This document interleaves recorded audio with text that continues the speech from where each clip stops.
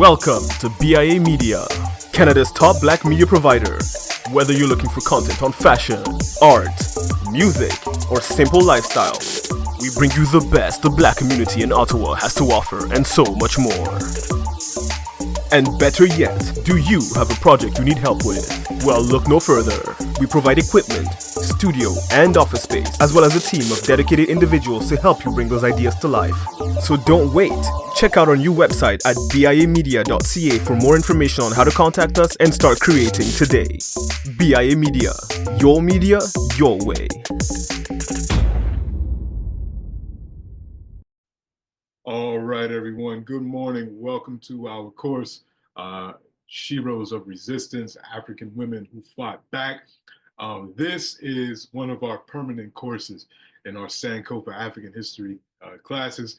It runs every October and November. So it's an 8-week permanent course that we have looking at African women as resistance leaders against various forms of internal and external injustice, oppression, occupation, all of those negative aspects of human interaction and how these African women resisted those forces. Again, whether they were internal to African communities or external, even though we'll be spending probably most of our time talking about external resistance or the resistance to invaders, whether we're talking about colonialism, neo-colonialism, or going back to talk about the enslavement period and African women leading resistance movements against enslavement. And even further back when we talk about ancient invasions into African kingdoms and polities, and those African women that have been noted as leading those military campaigns to resist those invasions. So that's what we're going to be looking at over the next 8 weeks. I love teaching this class. It introduces people to figures that oftentimes are left out of history. So when we go back to the discussion that we had in our first permanent course, when we started in July, we talked about African history part 1, and we talked about all those reasons why African history is often neglected and how it's not dealt with properly in the K through 12 system and even in the university system. Even when African history is discussed, then you have this other element of patriarchy involved, where the only African history you often get is the history of wealthy, powerful African men and their exploits and the things that they've done. And oftentimes the contributions of our sisters, daughters, and mothers somehow gets neglected and left behind. So we're not going to do that over the next 8 weeks. The other question folks might have is, why are we focused on resistance? Why aren't we looking at African women as just great leaders in general, or African women as great artists or great literary figures, or African women as great scientists and inventors? And all those things are important, and we're going to cover those in other classes. But particularly in this class, the reason why we're talking about resistance is we're in a time period where African people are getting it from all sides and from inside, meaning the exploitation of the African working masses is being done by neo-colonialist puppets. It's being done by outside invaders coming from all over the world, coming to exploit African resources and African labor. So we're in a time period of resistance. And when you're in a period like this, it's important to use history as a tool to see how we can effectively fight against all forms of exploitation. And it's really important to show our sisters have often led these struggles against exploitation, so that we don't fall into the trap set by patriarchy, set by these backward beliefs that women shouldn't be in political power or have economic power or have self-determination, or women shouldn't be leaders and all this nonsense. Because when we look accurately at our history, we see some of our most courageous, powerful, tactically skilled warriors have been African women. So to deny ourselves that great resource and the struggle that we're in now is suicidal.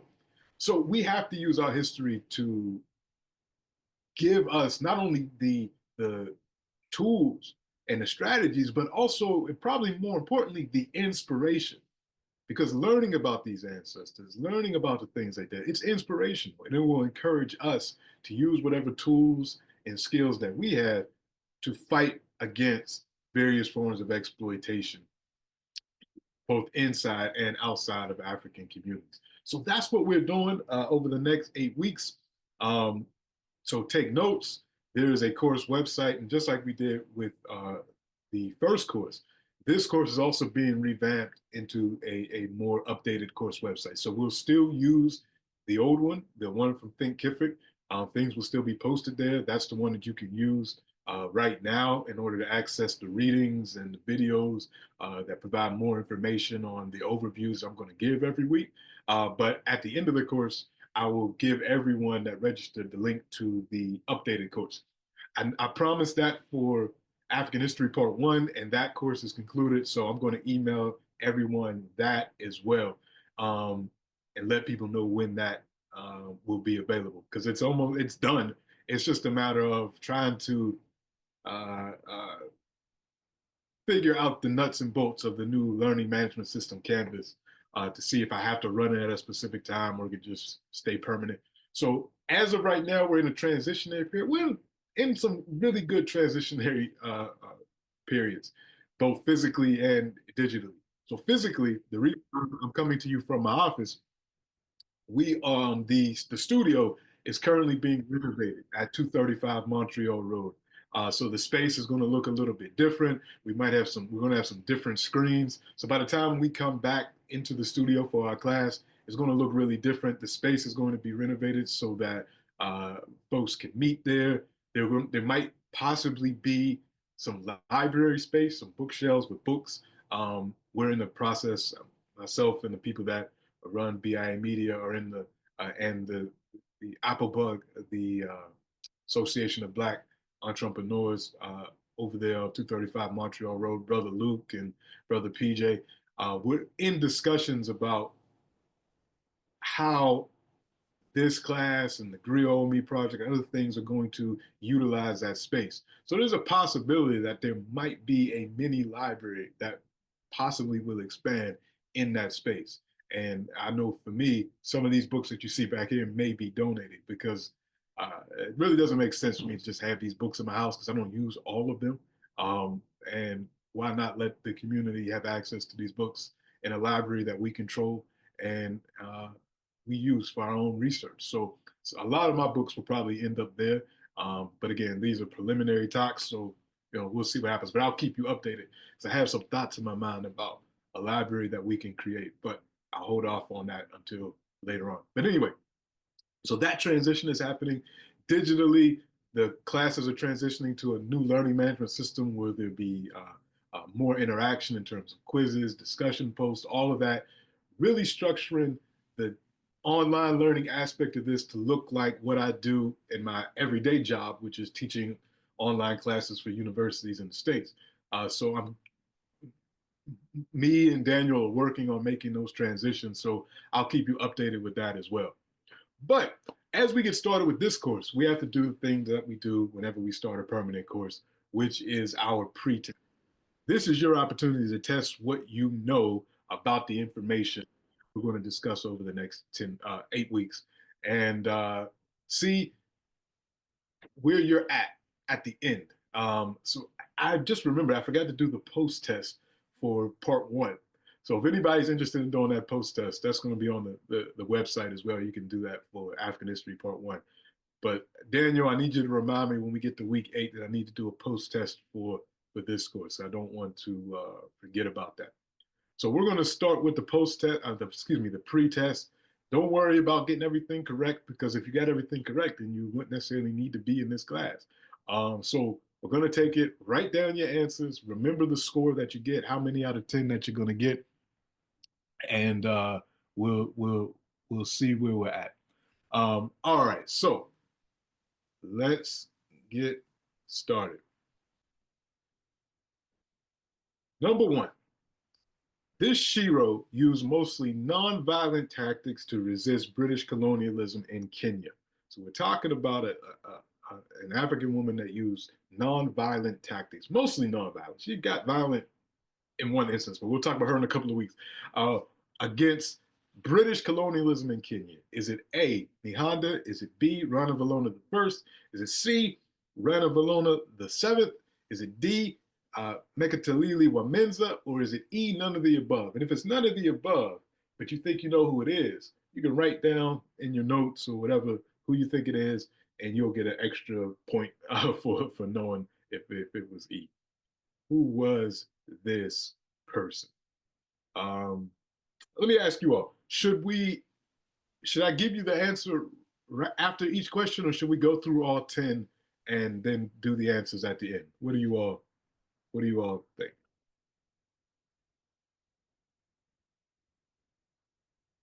I should probably put my glasses. Go through all 10? Okay. Let me put my other glasses on. Okay, we'll go through all 10. All right, so write down your answer. Take another 3 seconds to write down your answer. All right. Number 2. Which of the following were tactics used by Nanny of the Maroons in her battles against the British in Jamaica? And I promise you, we're not going to keep picking on the British. Every question is not going to be about the British. Did Nanny use guerrilla warfare, spiritual science, oath making, diplomacy, all of the above, or none of the above in her battles against the British? What do you think? What do you think Nanny used in her battles against the British? A, B, C, D, E, or F? All right. Moving on. Number 3. Who led the kingdom of Ndongo in its resistance to the Portuguese in modern-day Angola during the 17th century? Was it A, Yasantiwa, B, Queen of Shetset, C, Queen Taitu, D, Queen Ranavalona, or E, none of the above? And if you think you know the right answer, if it's none of the above, then you can write that name for 1 point extra credit. And again, if you get these right, you might end up with a 12 out of 10 or an 11 out of 10 if the answer is actually none of the above. So A, B, C, D, or E. If you think it's E, write in a name. All right. Number 4. Who led the Merina Kingdom in Madagascar in its struggle against European colonization? She also defeated the French and the English at the Battle of Tamatave. Was it A, Hatshepsut, A, Yasantiwa, B, Queen of Shetset, C, Queen Taitu, D, Queen Ranavalona, or E, none of the above? And again, if you think it's E, none of the above, you can write in that name for a 1 point extra credit. A, B, C, D, or E. All right. Blank was the first person to lead troops in the U.S. Army, but was denied her full pension by the U.S. government. Was it A, Condoleezza Rice, B, Mariah Stewart, C, Anna Julia Cooper, D, Harriet Tubman, or E, none of the above? Who was this military leader? Who was this military leader? All right. Nehanda Charwe of Zimbabwe, Kimba Vita and Queen Kimba Vita of Congo, I should have had Congo up there, and Queen Muhamuza of Rwanda relied primarily on what? Primarily. So they might have used other things, but they relied primarily on what to lead rebellions against colonialism? A, political power, B, military power, C, spiritual power, D, their daughters, or E, their sons. What did they rely on primarily to lead rebellions against colonialism? A, B, C, D, or E?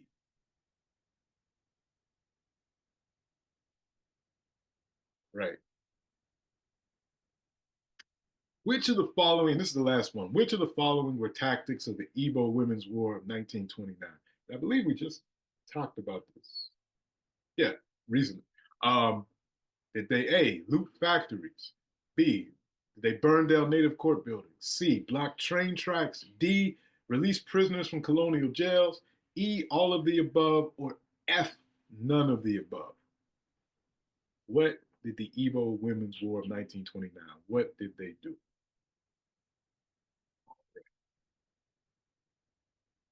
Take a couple more seconds. All right, so we're going to go through. Actually, oh, no, we have one more. I think this is the last one. Yeah, one more. One more. Sorry about that, everyone. Dandara, Queen of Angola Jonga, fought to protect the free settlements of Africans in Brazil, known as what? So we're looking for the name of those free settlements of Africans in Brazil. Was it A, Sapats, B, townships, C, reserves, D, quilombos, E, indabas, or F, none of the above? What is the name of those free settlements of Africans in Brazil? What are they known as? Quilombos, reserves, townships, sapats, indabas, or none of the above? All right, that was the last one. So let's go back and look at the correct answer. So mark down what you got right, what you got wrong. The Shero, who used mostly nonviolent tactics to resist British colonialism, that was D. Mekatilili Wamenza. Mekatilili Wamenza. Mekatilili Wamenza. That's who that was. We're going to learn about her in a couple of weeks. Really interesting story we have there. So if you chose D, you got that correct. Which of the following were tactics used by Nanny? If you answered E, all of the above. Nanny and Maroons used guerrilla warfare, spiritual science, oath making, and diplomacy in her battles against the British in Jamaica. So if you chose E, all of the above, you were correct. The only female national hero of Jamaica, Nanny of the Maroons. Who led the kingdom of Ndongo? That was E, none of the above. None of those women. It was E, none of the above. And if you wrote down Queen Nzinga or Queen Njinga, you were correct. Or if you just wrote Njinga or Nzinga, you were correct. We're going to learn about Nzinga and Njinga in a couple of weeks. All right. Who led the Marina Kingdom? That was D. If you wrote Queen Ranavalona, we talked about her, and we talked about her son being a sellout a couple of weeks ago. She led the Marina Kingdom in Madagascar and defeated both the English and the French at the Battle of Tamatave in the 19th century. So that's Queen Ranavalona the First. This was Harriet Tubman, was the first woman to lead U.S. troops, the lead troops in the U.S. Army. We're going to talk about the exploits of Harriet Tubman. She's one of the most courageous people in world history. We're going to talk about her in a couple of weeks. And we'll talk about her in a way, talking about this story, which is not often associated with Harriet Tubman, and the raid that she led that freed about 700 people in one night. So we're going to talk about that. Nahanda Charwe, King Pavita, and Queen Muhu Musa relied on spiritual power. C, spiritual power. They used other tactics as well, but primarily they were spiritualists who inspired the people and used spiritual know-how in their rebellions against colonialism in the 19th and actually the 18th century. When we talk about King Pavita. Which of the following were tactics of the Igbo Women's War? E, all of the above. They did all of these things in their battle against taxation and colonization and the stooges of colonialism known as the Warrant Chiefs. They looted factories, they burnt down native court buildings, they blocked train tracks, they released prisoners from colonial jails. They did all of this in 1929. We're going to learn about that in a few weeks. And lastly, Dandara. Dandara was a leader of a Quilombo. D, Quilombo. That's what these free African settlements in Brazil were known as. And it's really important for us because, as I mentioned in week one, one of the, not week one, but in our first course, one of the guiding principles of what we do here is Quilombismo, which is a Afro-Brazilian political social philosophy that it's been talked about by a number of people, but probably most accurately and most profoundly by another Shero, Beatrice Nascimento. Beatrice Nascimento talked about Quilombismo, which is one of the guiding principles for this class. All right, so just write down the number that you got, what you got right, what you got wrong, keep that number, and then at the end, we will do a post test. I will not forget to do the post test this time. So keep that in mind. And again, you'll see the areas that we're going to discuss over the next 8 weeks. We're going to talk about the continent. We're going to talk about African women in the Caribbean, South America, North America, Canada, of course. We're going to go all over talking about the experience of African women leading different forms of resistance. Today's class, though, we're going to go really, really far back. We're going to go back to ancient Africa. And we're going to talk about a few women in North and Northeast Africa in ancient times that helped their kingdoms in various ways respond to external aggression. We're going to start by talking about some of the earliest known African women political leaders that we have in record, actually some of the oldest women on record that led nations. We're going to talk about them. A lot of them come out of the Nile Valley.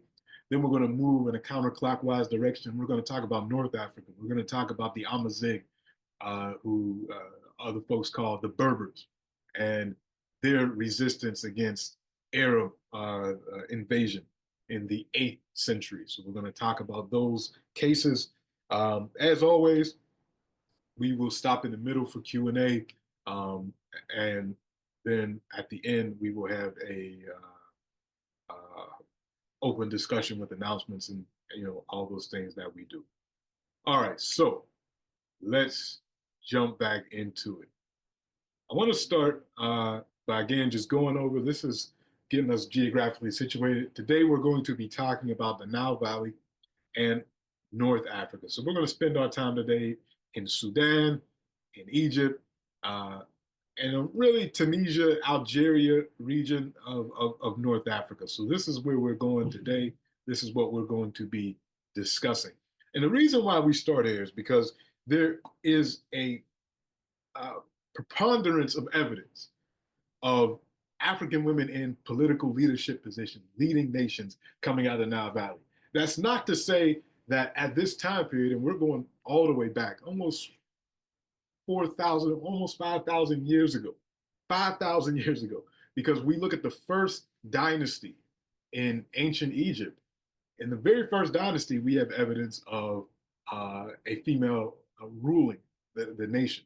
So that's almost 5,000 years ago. So it's really important that we start there. It's not a new phenomenon in Africa. And again, I'm saying that to say, we have the evidence there, the written evidence of what was happening, and the archaeological evidence with the names of these women that ruled in the Nile Valley. That's not to say that in these other places in Africa where things were happening that women weren't ruling, we just don't have right now the evidence.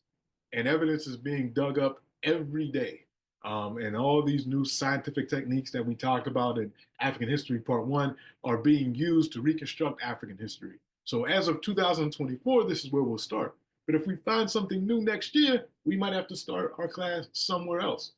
And we know in other places in Africa, when we talk about the early evidence for civilization in Africa, we see the prominence of African women. When we look at how we survived as a species, a lot of that is due to the ingenuity of African women, who were some of the world's first farmers. Now, we can't prove that definitively. We don't have a diary of someone 10,000 years ago, or actually more like 12,000 years ago, that said, I just farmed this plant. But what we know about how early human civilizations were organized, even how modern civilizations that still rely on hunting and gathering in Southern Africa and in Central Africa, we see the division of labor, what men do and what women do. And oftentimes women are responsible for the gathering, which is more important to the society than hunting. Because hunting isn't always successful. You go out on a hunting trip, even fishing to some extent, you might not always catch something. You might not always capture an animal that you can kill for meat, but gathering is much more successful. So the women that took care of gathering were, if we talk about that term, breadwinner, winning the bread, they were the ones winning the bread more often than the hunters. So you see in civilizations like that and social units like that, women and men are much more equal in terms of their what we call political power, economic power, all of that in these types of societies. So what anthropologists are leaning toward is the fact that these women, as they were gathering, started to understand these plants. And they started to, number one, garden and take the plants that they were using for food and protect them from invasive species, to make sure that they're looking and they're studying these seeds, and they realize if we take the seeds from the largest of these crops and we plant those, we'll get more large crops coming up at the end of the season. And we'll protect them from birds and other predators that will eat it, and we'll weed the area that we want. And this kind of gives rise, and this experimentation gives rise to gardening. I mean, gives rise to agriculture. And humans are dependent on that. So the fact that we've developed so much as a species, a lot of that is due to the ingenuity of African women in very ancient times. Even pottery, to some extent. So pottery, agriculture, all these things we can, pretty confidently say are techniques and survival and basic building blocks for civilization and civilizational survival that were done by African women. So that's a really important thing to point out. So again, although we're starting with the Nile Valley, there are things going on all over Africa. We just have to do better, do more with the evidence that we can find to resurrect that history. So Nile Valley, what's going on? One of the great civilizations of the ancient world, we know ancient Egypt, often referred to as Kemet or Tameri, the two lands, has a long history that starts over 5,000 years ago in its archaic period, which started around 3200 BCE. And for those of you that are new to the class, we don't, in history, they don't say BC and AD because of its Christian associations. Even though it still means the same thing, we say BCE and CE. So before the Common Era, so before zero, and then CE is after zero, so the Common Era. So we're talking about 3000 BCE, 3,000 years before zero is when we have the beginnings of civilization or great centralized civilization in the Nile Valley in ancient Egypt. The Old Kingdom, where the pyramids were built. This is, again, 2900 BCE to about 2280 BCE. This is how old the pyramids are. And it's during this Old Kingdom period, the very first dynasty, the very first family to rule the united Egypt after it was united by the pharaoh Narmer, also called Menes by the Greeks. In that first family, you have one of the earliest examples of a woman leading a world power. And that was the pharaoh Merneptah. Now, there is some inconclusiveness about this. We know that she ruled, but there is a question of whether she ruled as pharaoh or just as queen mother while her son was too old to rule. And this is something that we're going to see a lot in the history of African women as political leaders. Oftentimes, you have this position of the queen mother, which throughout the continent of Africa is incredibly powerful. As we talk about other civilizations later on, other states later on, as we get closer to our time period, we'll find that the queen mother wasn't always the actual mother of the king. Sometimes she was the king's sister, sometimes she's the king's aunt, various things. But in this particular circumstance, we're actually talking about the mother of a future pharaoh. Her husband died, he was too young to rule, and she rules. Did she actually take the title of pharaoh? This is up for debate because we see her name listed in the way that the writing is organized on the same level of someone that would have been pharaoh. The placing of names in ancient Egypt was incredibly important. When we look at the writing, where names were placed on monuments, the size of the name, if the name was encircled in a cartouche. These are all evidence of someone ruling and being a pharaoh. So we have her name, Merneptah, and there is evidence that she ruled instead of her son when her son was young, and she was given a royal burial. And we don't know too much about her. There's not too much about her reign or how long she reigned or what she did during the reign, but we do have her name in this royal insignia. So that means she probably ruled the nation for at some point. This is 2900 BCE.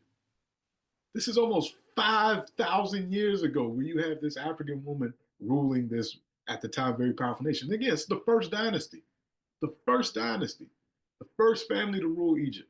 And you have this example. Other places in the world, you don't see women ruling this early and so prominently. So really important for us to say that all the way back in African history, there didn't seem to be a problem with women holding political power, the highest political power in ruling nations. So why is it a problem now? Why is it that we have 55 African countries, and I think at present there might be 2 heads of state that are women, maybe 2.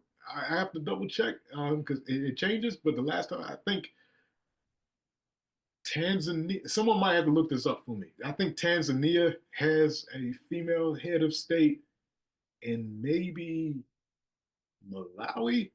Someone check that for me. Daniel, maybe you could check that for me while we're talking. But yeah, and since quote unquote independence, since the 1960s and 70s, I think there's been less than 10. So this is showing us that that's not really part of our political heritage. This idea that women shouldn't hold political power, women can't effectively run nations and run states, because we have evidence going as far back as we can look in the written record that our ancestors had no problem giving the reins of leadership to women. All right. Now, the one that we know for sure that definitely ruled as pharaoh was at the end of the 12th dynasty, in the Middle Kingdom. So that's the Old Kingdom when we talk about Nearneth, but Subek Neferu, Pharaoh Subek Neferu was actually a pharaoh. She actually ruled as pharaoh. Again, one of those situations where her husband died and she takes over as pharaoh. And she ruled during the 12th dynasty, and she ruled for a long time, apparently. We have evidence of her from her from statues. Her name is listed on king's lists. Like, for instance, Meredith is not listed on many of the king's lists. Even though we have evidence that she ruled, she's not listed on those lists. Sobek Neferu is. She's listed as pharaoh. She had herself, the iconography of her shows her as pharaoh, and we know that she ruled in the 12th dynasty. So again, look at the dates. Almost 2000 BC, about almost 4,000 years ago, you have an actual pharaoh, and she's the first recorded female ruler in history. When we say recorded, because she's on those lists, and there were a number of lists that were developed. The Greeks did a list. The Egyptians themselves did lists of all of their rulers, and her name is there. So the earliest female ruler in recorded history. Now, she's in the 12th dynasty. Nearneth was in the 1st dynasty. In between 1 and 12, you had various times where queens would rule instead of their sons. It happened a couple of times. But this is the first one that's actually, beyond a shadow of a doubt, we know she was the Per'ah, which the Greeks translated as pharaoh. Per'ah means the great house. The great house. When you see Per'ah, that means pharaoh, the great house. So she was the undisputed ruler of Egypt at the end of the Middle Kingdom. Now, not long after her reign, Egypt would go through what's called the Second Intermediate Period. The Second Intermediate Period. This was a period where central authority broke down, and Egypt would go through these phases. There was one earlier called the First Intermediate Period, where there's civil war and the different dynasties are trying to figure out who's going to rule Egypt, and the country splits, but then ultimately is brought back together. This happened during the Second Intermediate Period. And unlike the first, which was largely an internal Egyptian affair, where you had these different Egyptian families fighting over the crown of who was going to be the Per'ah, the pharaoh, in the Second Intermediate Period, you have that fighting, but then you have this other force coming out of Western Asia called the Hyksos.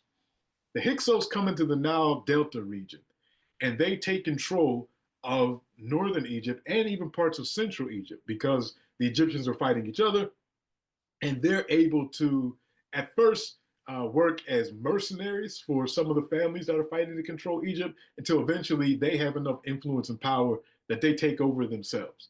So the Hyksos take over during the Second Intermediate Period, and there are Hyksos dynasties that rule northern Egypt. The southern part of Egypt, which is known as Upper Egypt, and this is going back to our class, what history class left out, part one.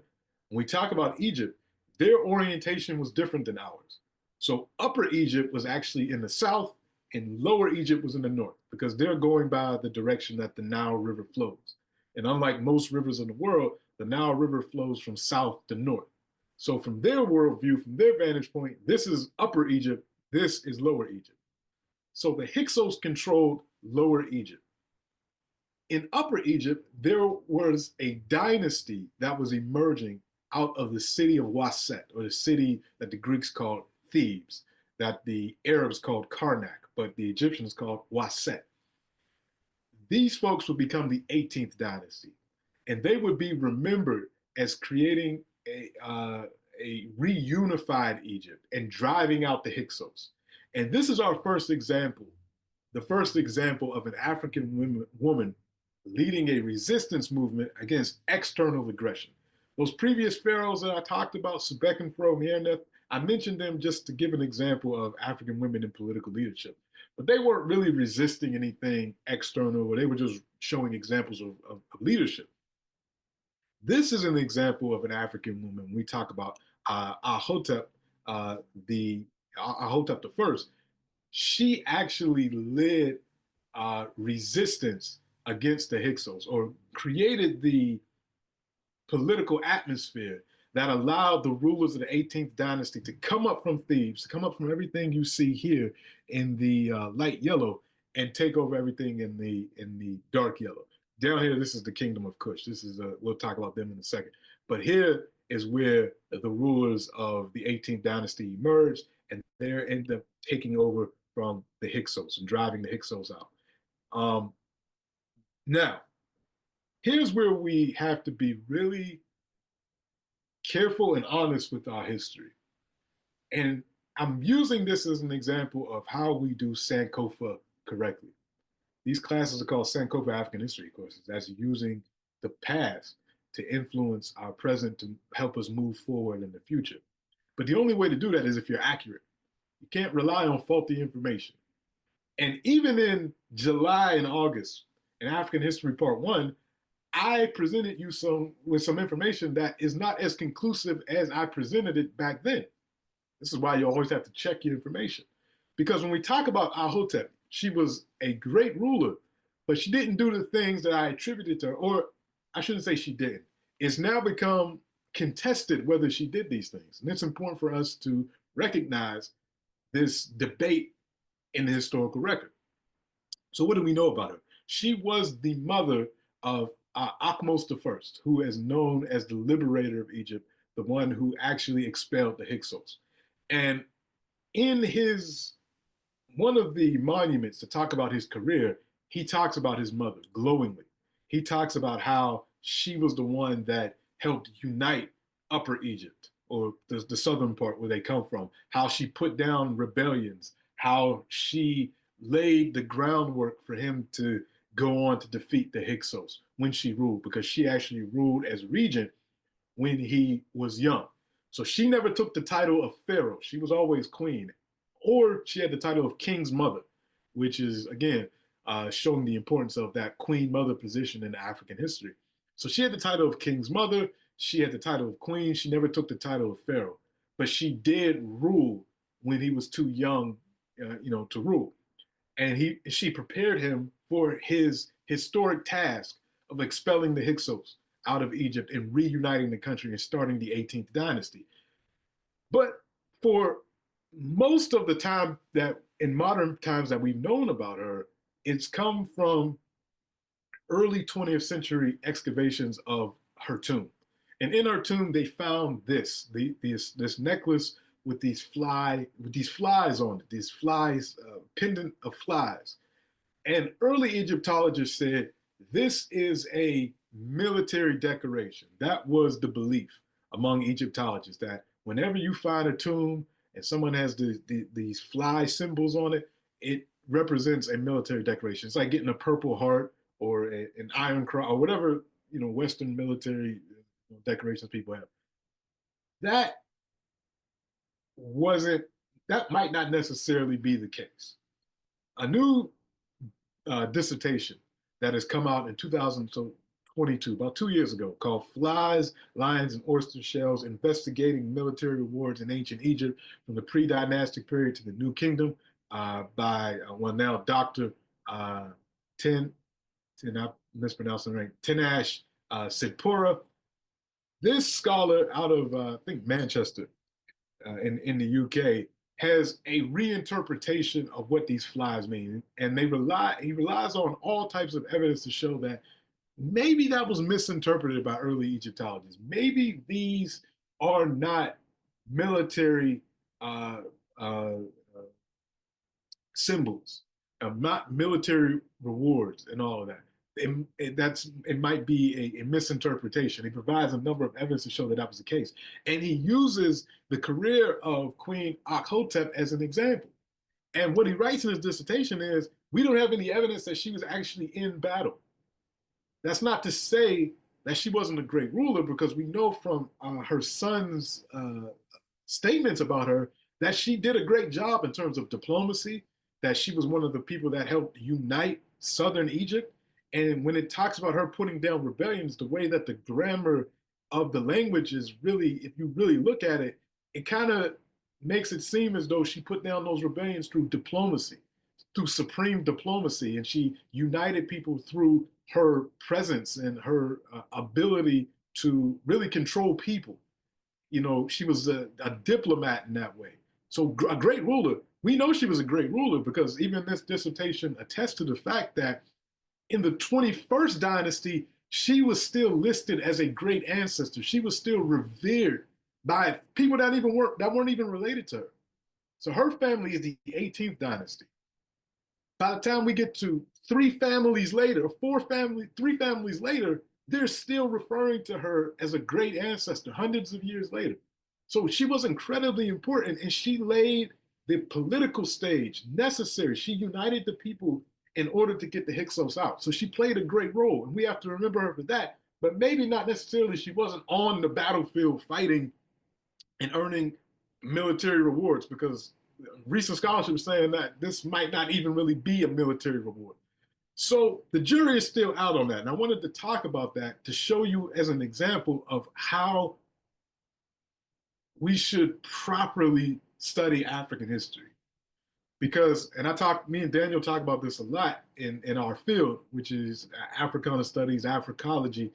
Sometimes, unfortunately, we hear something that we like. Because I used to love telling this part of history. Yeah, you got this African queen and she won military decorations.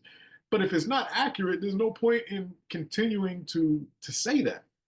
So right now it's contested. Maybe in a year or two, another scholar will say, well, no, Sipora is wrong in his analysis, and this is why, and she actually did lead the battle. Here's some other evidence. That's how you do history. It's not always clear cut. When it is clear cut, we'll say that it's clear cut. Like Subek Nefru is clear cut. She's the first pharaoh woman that was actually pharaoh. It's clear cut. We know that. When we don't know something or we're not sure about something, we have to be intellectually honest and say, we're not sure. This is what the evidence is saying. It could go both ways, so we don't know. That's really important for us to do as scholars, as true students, is to do that. So I just wanted to point that out. But that doesn't neglect from the fact that she was incredibly important in her role in helping to form the political climate necessary for the people to be united against the Hyksos. And in fact, in some ways, that's even more important than actually being on the battlefield. When you unite people, when you say, hey, we all have this external enemy that we're fighting against. We can't be fighting amongst each other. We're all Egyptians. We need to figure out how we're going to expel these invaders from our land. And her son was able to actually lead the military in doing that.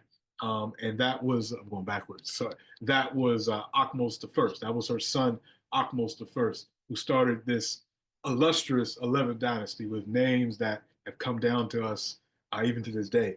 Names like Tutankhamun, Tutmos the fourth, who was it's actually Tutmos the fourth, who was a great ruler.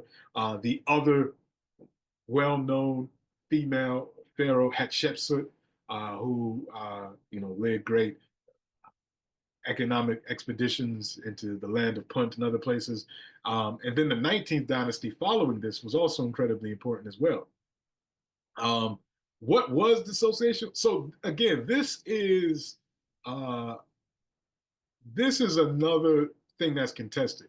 So for Sipora in his research, his argument is that these fly pendants were actually very specific. They were actually there to ward off flies. Actually, that's what he says, that they were there when the mummies were being bodies were being mummified and all that, to actually keep flies away. It was a protective amulet, with the idea being that we don't want the body to decay. So one of the symbols of decay is when insects start coming around the body and all that. So you use this as kind of a protective amulet against that decay, because he's responding to previous Egyptologists who were saying that these fly pendants represented perseverance. They represented keep a fighting spirit, because flies are really aggressive when they need to be, and they're they persevere even when you're swinging at them and all that. And he's saying, what evidence is there of that other than your own understanding? You're putting your own understanding of flies onto the Egyptian ideology, which may not actually be what it is. That's his argument. Again, and he's going against the accepted view of what Egyptologists have been saying since the early 20th century. So whenever you have research like this, it makes the notion contested. So I'm not saying Sipora is completely correct. He gives good information, good analysis. He provides evidence to back up his claims, but now it's in the area of contestation.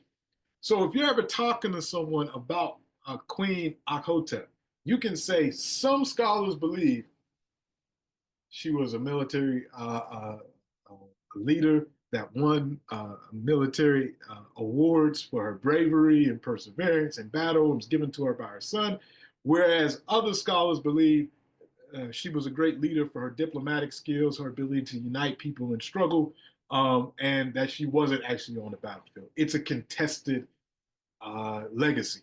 And that's perfectly fine to say in history is perfectly acceptable, because everybody agrees that she was a great leader. Diplomatically, politically, there's no debate about that. There's no debate that she was revered as an ancestor for 3 separate families going into the 21st dynasty. So that is beyond question, because we have the evidence that shows that. So I just wanted to point that out.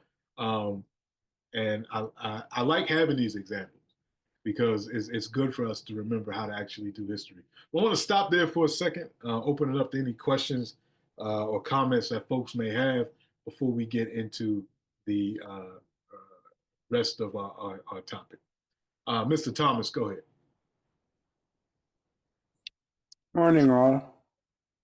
From the colonial perspective, woman was displayed as seen as subservient. They always seem to rise to the top and the background. Example, in the late 60s, 70s, the domestic program was born here in Canada. However, even though the women were in the background, so to speak, and being domestic, that was responsible for a lot of renowned craftsmen entering Canada, and that still persists today. Mm-hmm. Yeah. When we talk about, particularly when we come up to these more modern times, we're going to be talking about Sheroes and different perspectives. And you're right, those women laid the path for many of us to be here and to do different things. So yeah, that's a really important thing to point out. Yeah, we're going to get into that in a couple of weeks. Mr. Francis, go ahead.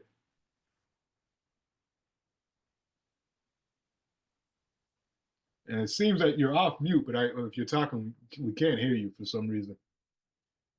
Hello, are you speaking to me, Dr. Ledbetter? Yes, sir. Now we can hear. Yes, sir. Okay, thank you. I was wondering who made the determination that woman was not a military leader.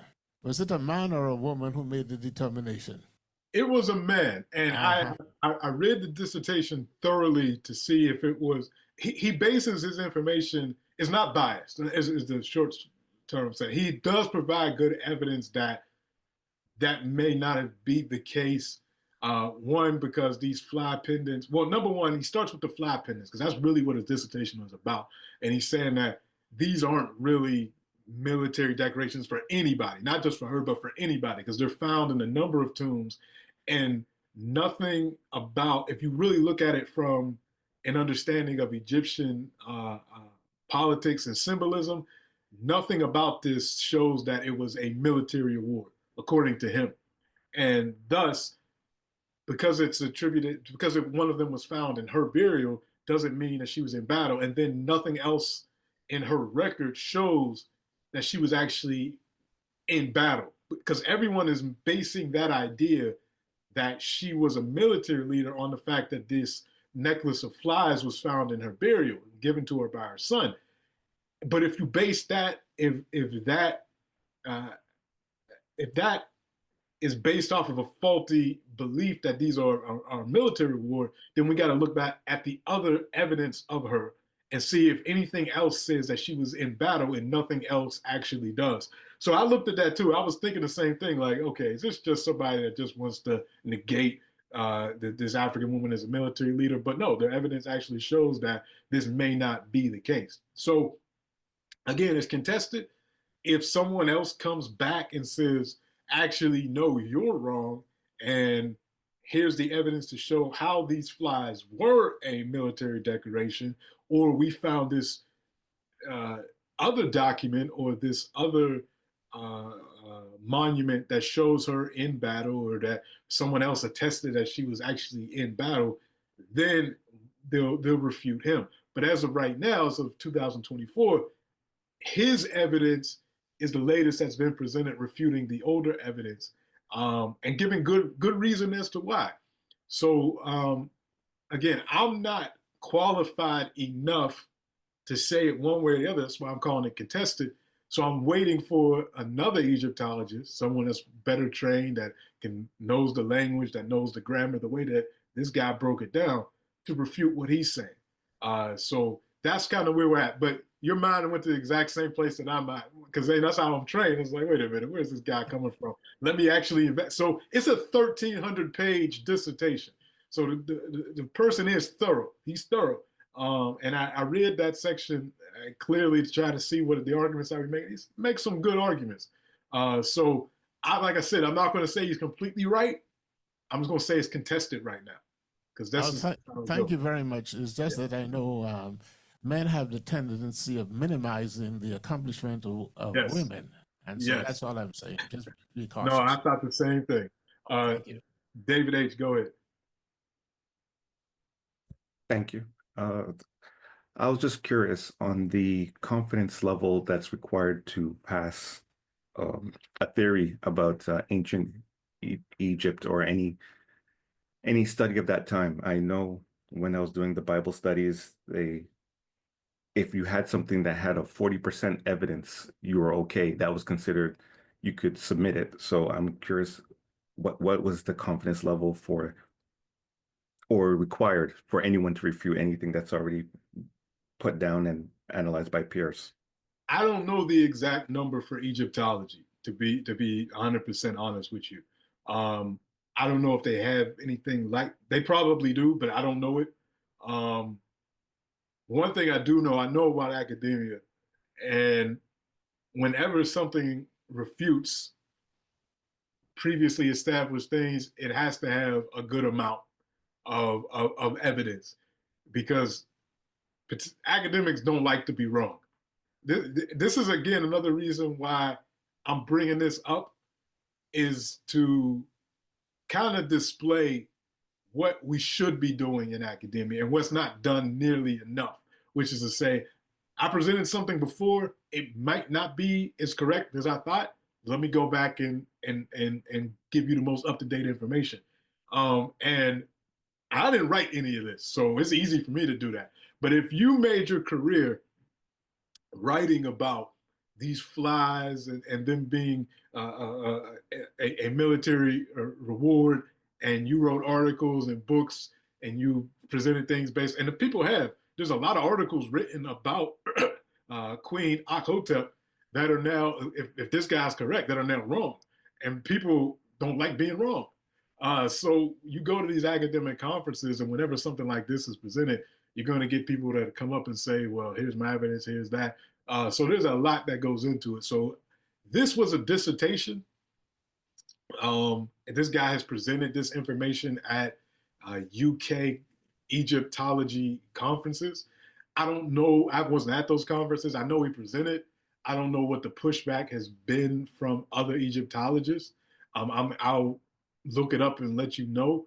But since I think 2015, even when he was a PhD student, he had been presenting this thesis at different places. So I'm sure there's been some response to it. But this is the fun part of academia. This is how it's supposed to go. We're supposed to collect new evidence, challenge things if new evidence presents itself. What we're not supposed to do is just rely on, we know this and we're going to know this for all time. And if new evidence comes to refute things that we don't like, we just ignore it, or we continue with the same false information. And unfortunately, because, and I'm talking about us, I'm talking about African descendant people, because so much of our history was distorted, and the claims that Africans had no history and made no contributions, whenever we get something that shows that we did and we did these great things, we have a tendency sometimes to want to hold on to that because it refutes some of those racist narratives. And we have a lot of information that is irrefutable. But when something comes up to challenge that, we can't do what was done to us. We can't be chauvinistic and say, because this doesn't fit the narrative of African greatness that I want, that I'm not going to accept it, or I'm not going to engage with it. I'm just going to continue to promote evidence that was collected in the 1940s, and just completely disregard new evidence because it came from somebody Asian or somebody European or even somebody African that says something different than what I actually believe. So we got to get away from that. We have to get away from that. And in order for us to do Sankofa right, we got to be accurate. We have to be as accurate as possible so that we can, do the things that we need to do. It's not enough to just be happy and glad with the things that make us feel good. That doesn't get us anywhere.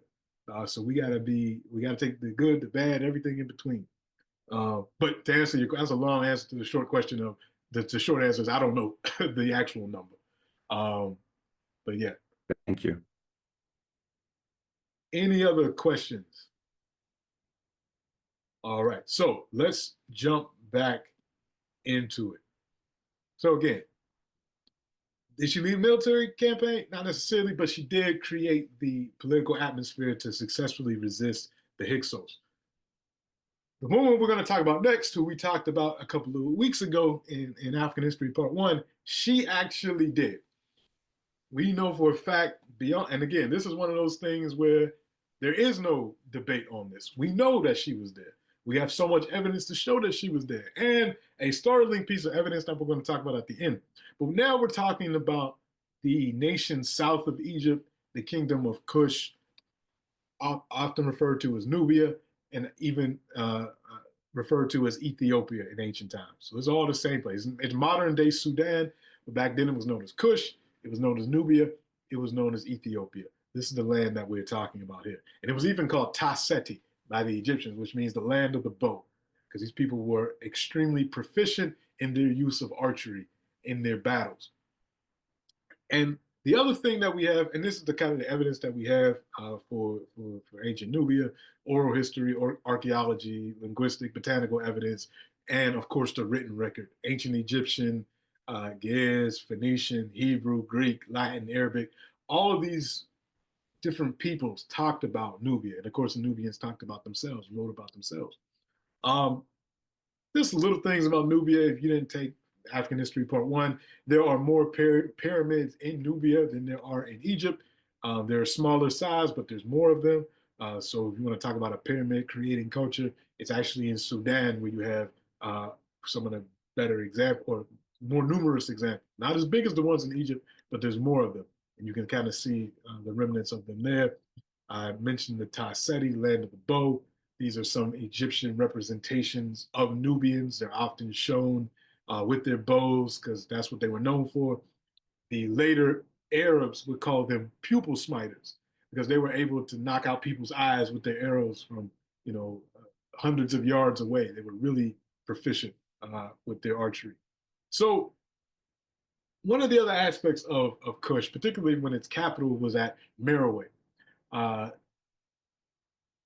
between 300 BCE and 350 CE, this is when Kush was at its height, when they had begun producing iron, when they had a written record that we're still trying to translate.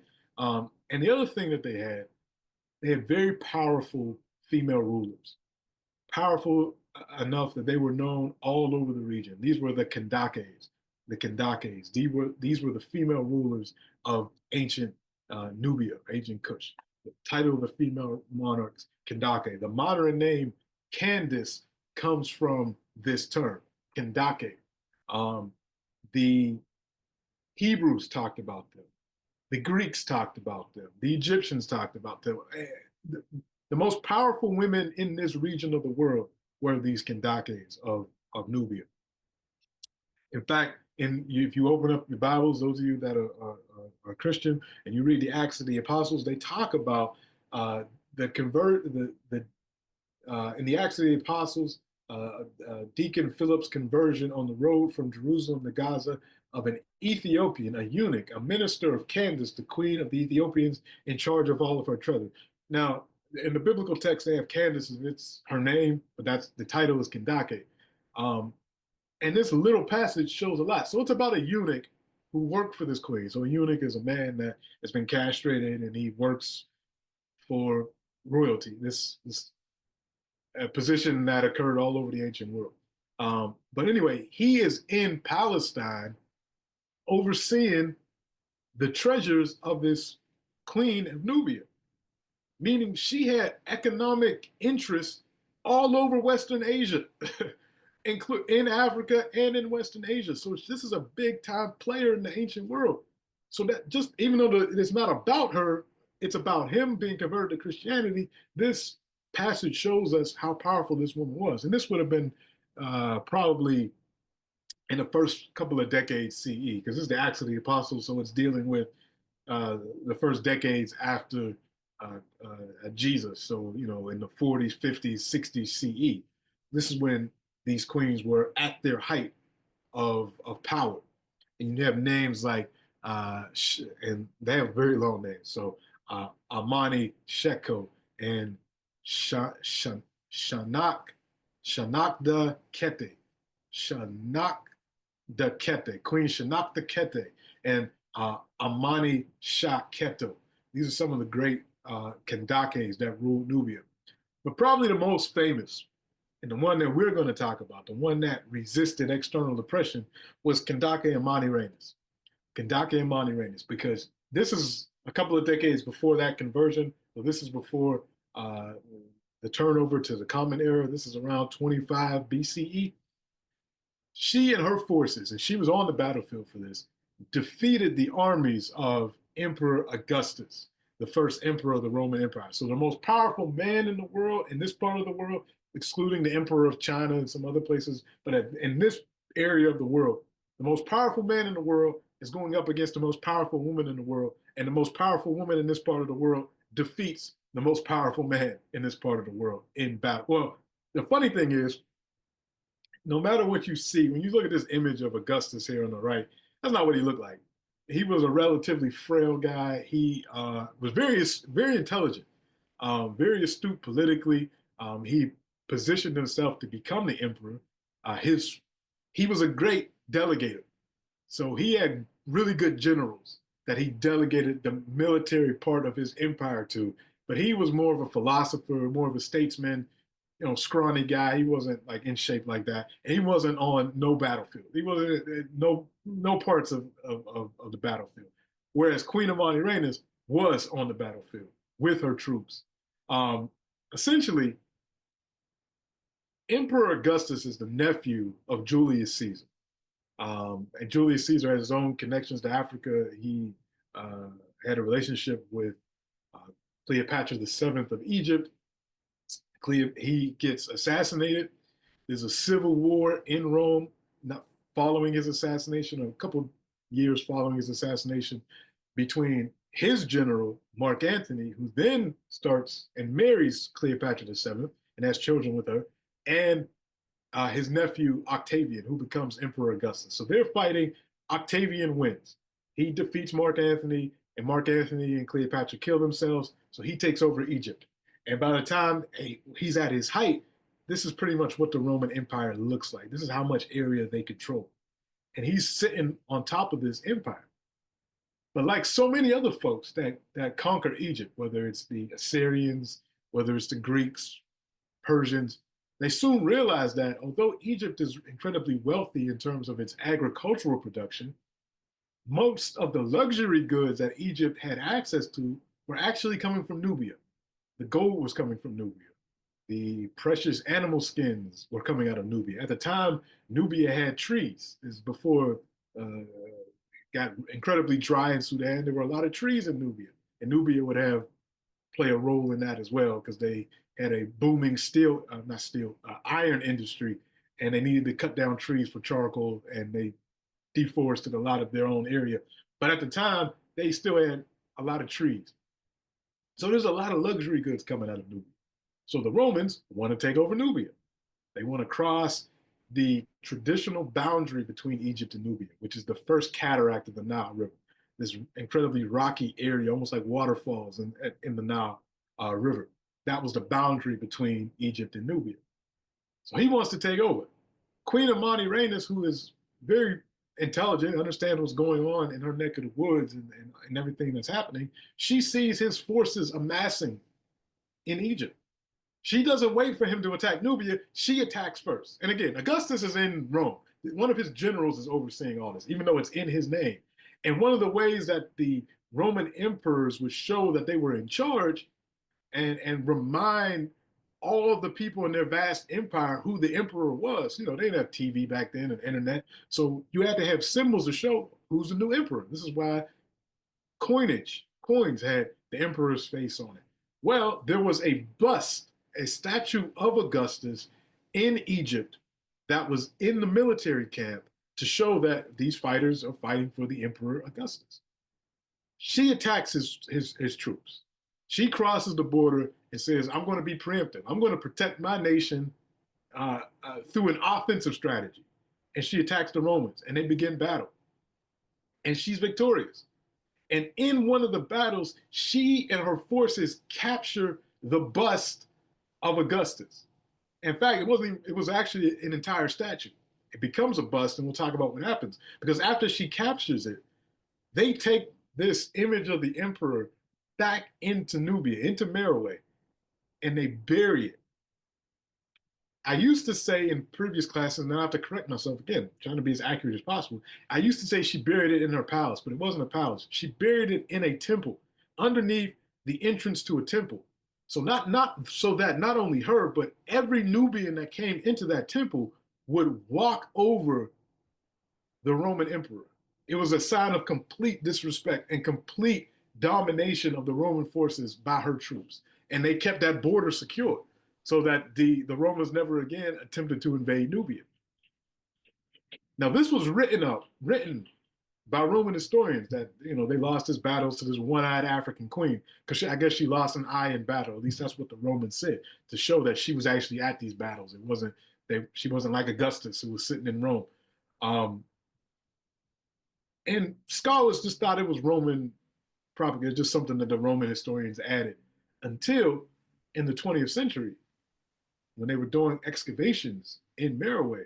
They excavated this temple, and they found this exact bust where it was supposed to be buried underneath the entrance to this temple.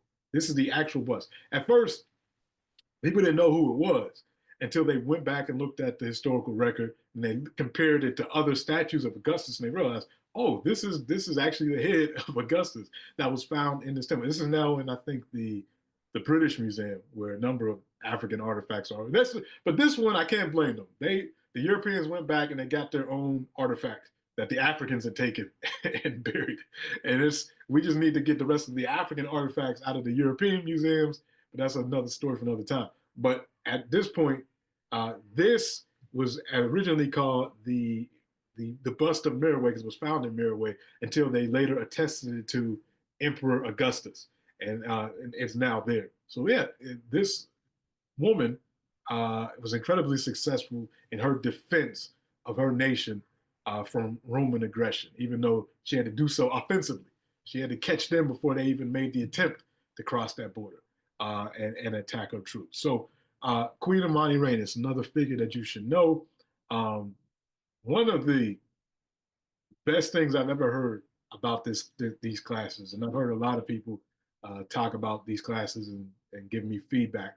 But there's a sister in Ottawa that said, because of hearing about Amani-Reines, she has a tattoo of Amani-Reines on her body. And it was because of hearing about it in this class. And that's the greatest thing I've ever heard, to be honest. I've heard a lot of students write recommendations and write different things about the courses they've taken with me, but no one that I know of got a tattoo based off of something that they heard in class. I said I will always tell that whenever I teach about Amani-Reines. So let me talk about one other person, then we'll close it up for the day. Going a little bit further in time. So about 700 years after that occurrence with Amani-Reines, you have a new power in the world, and that's the Arabs. So the Arabs unite through the religion of Islam and the leadership of the Prophet Muhammad, and they're about to start their own empire that's going to stretch from the Arabian Peninsula into Asia and into North Africa and even parts of Europe. And when they do that, they're able to take over Egypt. They're not able to take over Sudan because there's another battle with the Nubians, and the Arabs lose. This wasn't led by an African woman, it was led by an African man, but the same result. The Arabs lose, they can't cross the first cataract. But the Arabs do take over Egypt. And eventually they start making their way into Northern Africa and Northwest Africa, where they meet another group of people known as the Amazigh, or the Berbers, who lived throughout Algeria, Tunisia, Libya, even parts of Mali and Niger, Morocco. These are the folks that are indigenous to North Africa. So they're now primarily they're Muslim, but at the time they weren't. When the Arabs first come into Africa in the late 600s, these people are primarily, they follow their own spirituality, but some of them are actually Jewish. Some of them practice various forms of early Christianity that's also mixed with their own spiritual beliefs. So they're interesting people. They're a tribal people, meaning they are separated into different, not tribal, they're separated into different clans. They're not really a united people. Even though they share the same language, similar culture, they're organized on a clan structure, very much like the Arabs before Islam. So when the Arabs come out of Arabia, this is the group in Africa that they first encounter that give them the most trouble. Egypt was a relatively easy conquering. In fact, they were almost invited into Egypt by the Egyptian population, who were having problems with the Romans. And there was some disputes over Christianity and some other things and Roman taxation. So when the Arabs emerged, they're almost invited into Egypt by the Egyptian population. Very little resistance. But in this part of Africa, the Amazigh, they're not ready to bow down to the Arabs.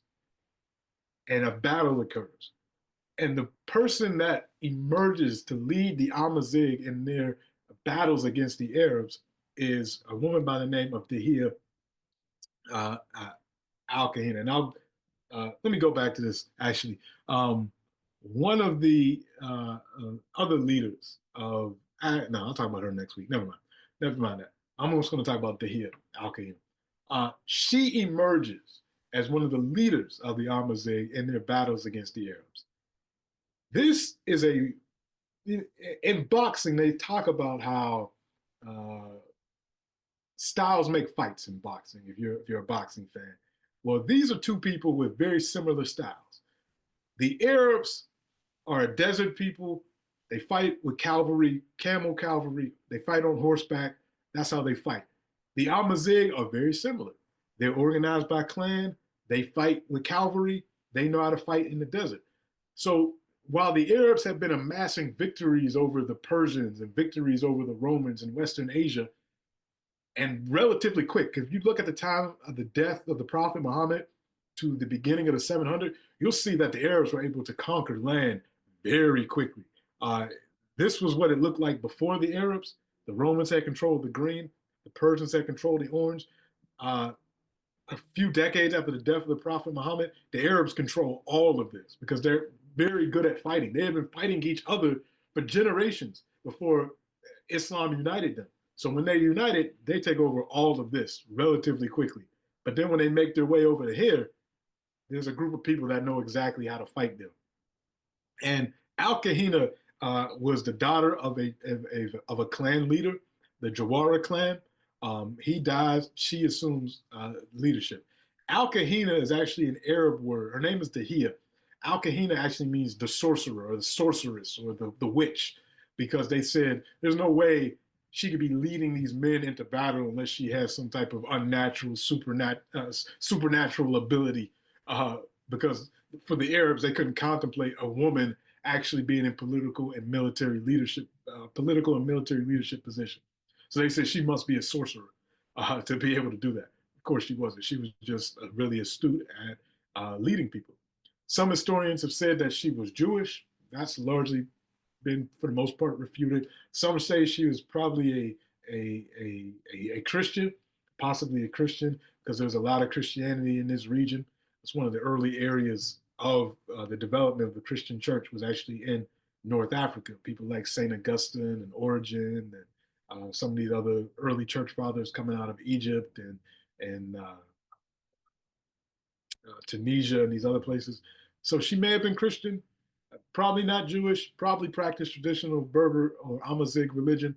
But anyway, she was able to rise in leadership and meet the Arabs in battle.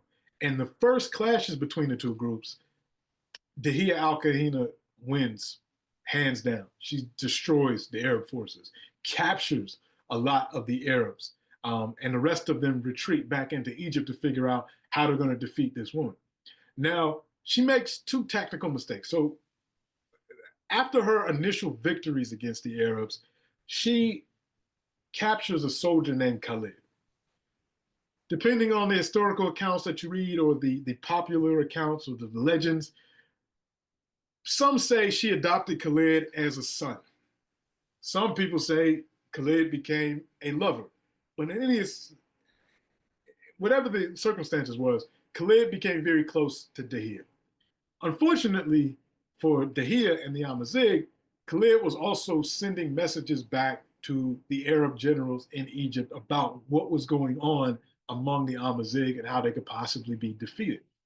Because at the time, Dahia was hearing rumblings that the Arabs were going to try to come back. And she didn't think that the Arabs were trying to take over the entire region. She thought that they were there for plunder. So what she decided to do, and the other mistake that she made, so the first mistake was not killing Khalid. She should have killed Khalid or not gotten so close to him. But she thought that the Arabs, weren't that big of a threat. So, she let this guy live, and he's sending intelligence back to Egypt some type of way. I can't exactly recall how he was doing it, but he was getting messages back to the Arabs in Egypt. What she was able to do, what she decided to do, she decided to commence with a scorched earth campaign. She said to the Amazigh, we're going to destroy all of the crops That way, when the Arabs come, they'll have nothing that they can rely on in terms of spoils, and they'll leave the region. This is going to hurt us in the short term, but it will save us from the Arabs in the long term. Well, the rest of the Amazigh, again, remember, it's a clan structure, so it's not like she's an absolute monarch. Other clans didn't really go for this, and they said, well, we don't want to do that, even if it's in the short term, because that doesn't seem like sound strategy does. And maybe the Arabs aren't all of that bad. So a disunity emerges among the Amazigh. So when the Arabs do make their final assault, they come back, based off the intelligence they get from Khalid and the disunity among the Amazigh, they're able to ultimately get victory after victory, take over territory. A number of the Amazigh actually come over to the side of the Arabs, and she becomes surrounded. She puts up a very heroic last stand in one of the ancient Roman Colosseums that existed in Tunisia. And when she does, she's defeated. But before she's defeated, she tells her sons, now again, this is partially legend. We don't know how historically accurate this is or what this conversation sounded like. And it may be a later addition to explain why so many of the Amazigh decided to join the Arabs instead of continuing to resist them. She tells her sons, listen, we're defeated. I'm going to fight it out. I'm never going to surrender to the Arabs. I'm going to stand in this amphitheater. It's a really cinematic last fight because she fights in this old Colosseum. I'm going to stay here. I'm going to fight it out. But I want you to surrender to the Arabs and see if you can join their army. But I'm going to fight it out. So she does, and she's martyred there. And she fights against the Arabs to her death. But according to legend, her sons joined the Arab army. But again, this may have been something added later because many of the Amazigh decide to join the Arabs. Because when they realize that the Arabs are going to win, the Arabs give them a choice. They say, you can become Muslim or you can continue to practice your religion, but you got to pay a tax. And many of them decided to become Muslim because they didn't want to pay the tax to practice either their version of Christianity or whatever else they practice. And again, many of them continue to practice their spiritual traditions on the low, even though nominally converting to Islam. But many of them joined the military. And it's that army that actually goes into Western Europe, into Spain and Portugal, to take over that region in the name of Islam, in the name of the new Arab Empire. And they became known as the Moors, who ran Spain and Portugal from 711 to the last Moors being pushed out in 1492. But her experience and her life and her campaigns against the Arabs would inspire generations of Amazigh in their various battles against the French and other folks that came into the region. She became known as, among the French scholars, as an African Joan of Arc. I actually hate comparisons like that, but that's what the French called her, because that's, what they could approximate with her example, even though she's much greater than Joan of Arc. But yeah, so even in death, her death was heroic, that she said, no, I'm going to fight it out. And that continued to inspire people even up into the anti-colonial movements of the 19th and 20th century in the region, the Algerian Revolution and others.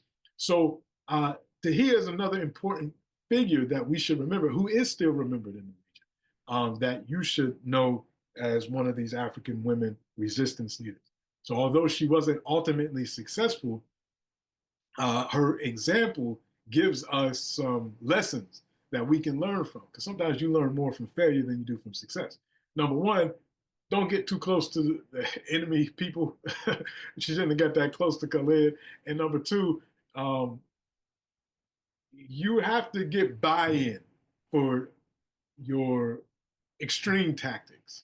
Because if you don't get buy-in from everyone, you're going to get deserters. You're going to get people that say, I would rather go with the enemy than engage in the tactic that you say is going to save us. So you got to get buy-in for extreme tactics like scorched earth campaigns and things like that. All right, we're going to stop there today. We'll pick up with some more Sheroes next week.